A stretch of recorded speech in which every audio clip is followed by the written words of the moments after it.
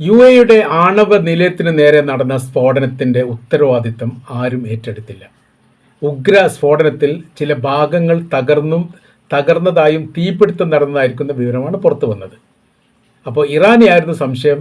Iran ഉത്തരവാദിത്തം ഏറ്റെടുത്തിട്ടില്ല. അപ്പോൾ പ്രസക്തമായിരിക്കുന്ന ചോദ്യം പിന്നെ ആര് എന്നുള്ളതാണ്.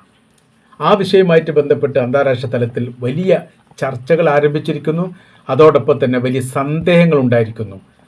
പോയി ഏകദേശം ഇസ്രായേൽ തന്നെയാണോ ചെയ്തത് എന്ന് സംശയിക്കുന്ന തരത്തിലേക്കാണ് കാര്യങ്ങൾ നീങ്ങിക്കൊണ്ടിരിക്കുന്നത്. ആണവ നിലയത്തിന് നേരെ ഇന്നലെയാണ് ആക്രമണം നടന്നത്. ഉത്തരവാദിത്തം ഏറ്റെടുക്കാത്തതുമായി ബന്ധപ്പെട്ട വലിയ രീതിയിലുള്ള ആശങ്ക ഇപ്പോൾ നിലനിൽക്കുന്നുണ്ട് എന്നത് യാഥാർത്ഥ്യമാണ്. ജോർദാന്റെ പടിഞ്ഞാറ് ഭാഗത്തു നിന്നാണ് 3 ഡ്രോണുകൾ വന്നത് എന്ന് സ്ഥിരീകരിക്കപ്പെട്ടു.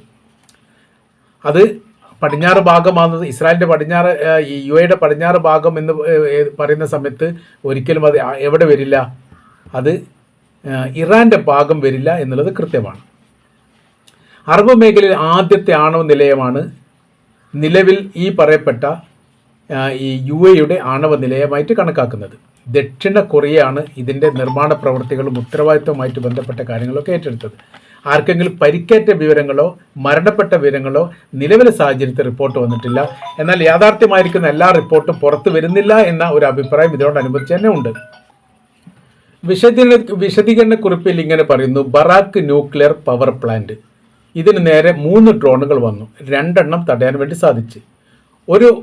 ഒരു ഡ്രോൺ പവർ പ്ലാന്റിൻ്റെ പുറത്ത് ഭാഗത്തുള്ള വൈദ്യുതി ജനറേറ്ററിൻ്റെ മേലെ ഉടക്കിക്കൊണ്ട് പൊട്ടുകയും തീപിടിക്കുകയും പൊട്ടിത്തെറിക്കുകയും ചെയ്തു.